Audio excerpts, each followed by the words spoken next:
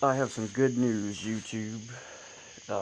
This is a 2008 Honda 420 4x4, the TRX 420 FE. I think I got the serial number right there. Um, 2008 420 FE. The four-wheel drive with a foot shift.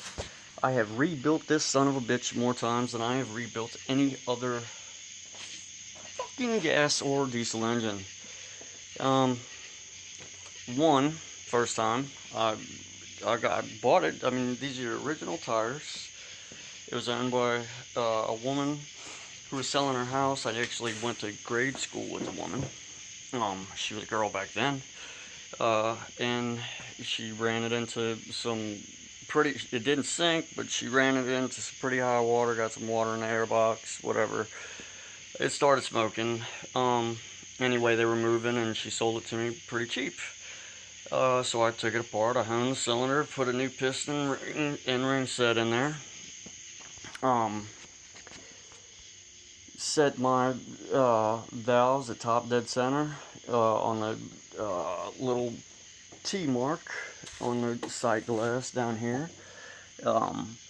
There's a T and then a line. I figured out you got to go to the line underneath the T for it to be right. You don't go to the top of the T or the line above the T. It's the line below the T that you set the timing to.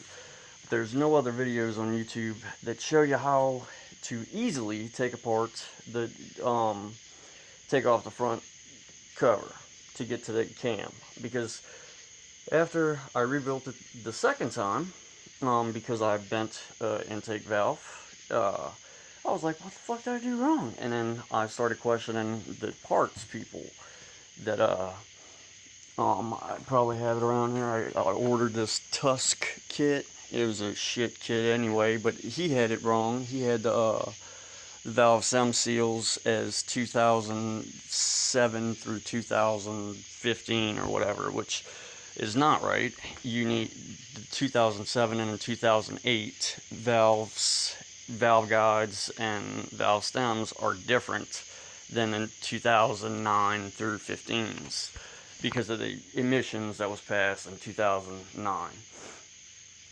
I guess they made the valves a little bit fatter or whatever. Well, anyway, so I blame that for the second failed attempt of, because what I would do is I'd put it all back together, top dead center on a piston, and the way that I do that is I said, I roll the engine over until I see the intake open, and right in here, you can see them. This is going to be your exhaust. This is your muffler. This is going to be your intake. You'll see the intake open, and then you'll see the exhaust open. And then you'll roll it back down. You'll see the intake open, go down, exhaust open. So the next time, how you know you're on your compression stroke is once you see the exhaust open and close, and you continue rolling, you'll see that the intake will close, start to close. As it starts to close, you look inside of your spark plug hole, or put a little pin. Don't put metal shit in there. It's bad. Put like a plastic pin or a chopstick or something that's not going to damage the top of the piston if you roll it up too hard, or damage the threads inside of there for the spark plug to go back in. Use something softer than metal, basically. Anyway, so the third time, I was like, what the fuck? Why do I keep hitting the damn intake valve? This is a low hour four wheeler. It wasn't dogged out. It was a chick that owned it. And she was the only one that drove it because everybody in the family had four wheelers and had nice four wheelers. Anyway, so this was Mama's four wheeler. Well, after I contacted the guy with the Tusk kit, and I told him, the kit does not fit the 2007, 2008. He argued with me. Finally, I had the Honda dealership print out the clearances and print out the exact part numbers that needed to go with the 2007, 2008 420. And I sent them to him, and I never heard anything back from him. Anyway, I wasn't worried about that. People kept telling me that I wasn't getting it top dead center, and I didn't line it up right, and I didn't do this, and I was about to just sell this son of a bitch and say, fuck it, $800, somebody come take it off my hands. It's got a bent intake valve. I probably did something wrong when I was setting the valves, but I didn't. And the valves are set. If you look at the actual manual, which you can download the PDF form of the manual through Honda, I might be able to get that into this video.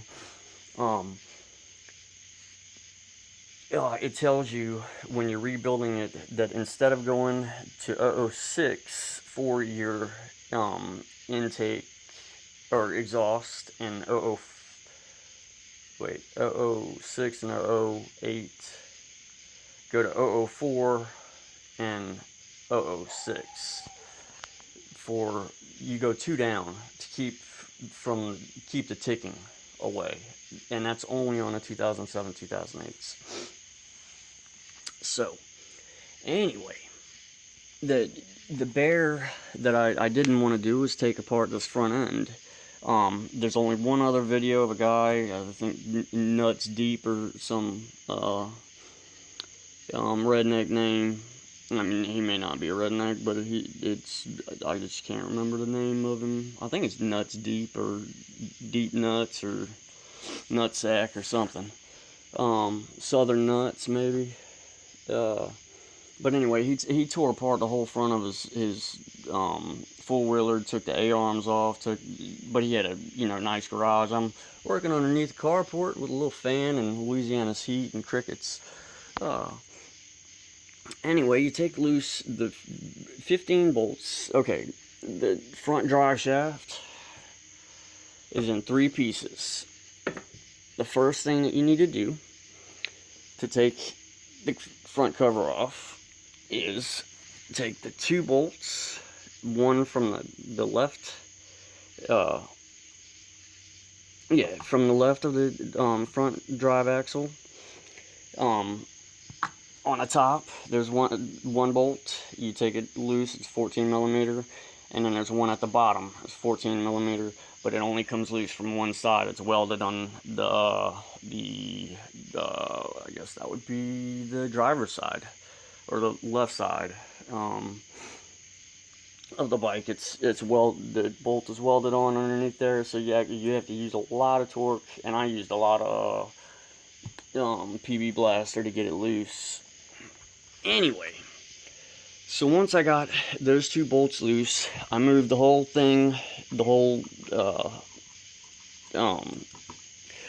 drive axle forward with the CV boots, everything. I slipped it underneath the control arms and moved it up enough to get the first shaft to come loose. And I mean, it just barely cleared, but it came loose enough to where I got it to go down. Once I got it to go down, I left it alone. I took loose my 15 bolts.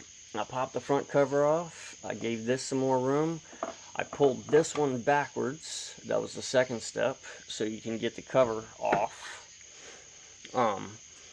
Because they're just in there by springs. Where's the other one? The other one is right here. It's just this collar with the spring, and it's held in there just, I believe, just by the force of the spring. Anyway, this is what I found. That I wasn't crazy and I wasn't stupid. That cam timing. Here's your, I'm gonna get in here as best I can. You know what? I brought a big flashlight out here to help with this. let's see. So, you see the cam tensioner? It's completely pushed out. You can see the chain is actually riding. If I can get in there, it is riding on that other sprocket back there. So, this cam chain definitely needs to be replaced. Probably the sprocket too. I mean, that feels like my boxer's teeth that was 13 and chewed rawhide bones for half of his life. Because yeah, that's not even grabbing on the teeth. And you see how much slack is in there. So definitely I found my problem. It wasn't my ability to set the valve lash. It was my ability to access this cam. So what I'm going to do is I'm going to line this up with this, and I believe it's with this, roll it over, and that should be top dead center when I get my new chain and cam gear. So I really do think this video is going to help people. What I'm going to do is I'm going to try to record it when I put it back together to show y'all better and easier ways. I mean, because you see, I mean, I just moved stuff out of the way. It made it so much easier than having to take the whole front of this damn bike off. Anyway, it was like it was made to do that. Honda, thank you for publishing your service manuals.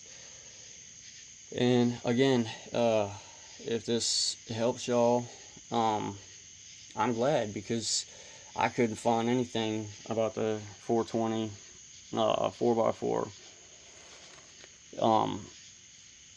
An easy way to access the cam to actually find out for real if everything is in time, because you can have this little son of a bitch lined up just perfectly on that T, but if that cam isn't lined up because it slipped a tooth or 3 or 5, and that's what happened the first 3 times that I started it with the new rings and pistons and new intake valve, is I would hear this little clicking, and the clicking would get worse and then worse, and then the damn bike would lose compression, and I'd find out that I needed a new intake valve.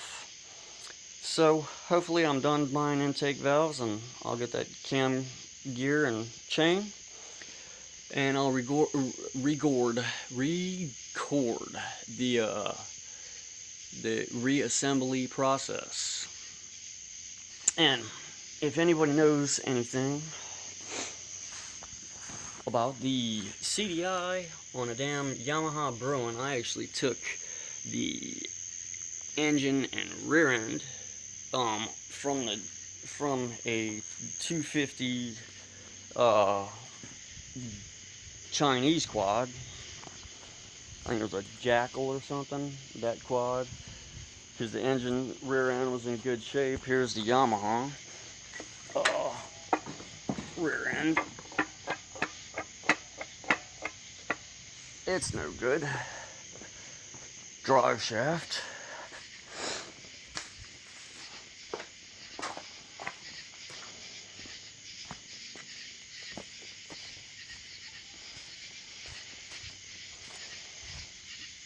On a Yamaha Bruin, and stuck like Chuck. So I used the drive shaft rear end off of that Chinese quad. I took the good parts from the Yamaha, put them on the Chinese quad, and actually it almost seems like the damn Chinese quad, besides the electrical, had better internal components.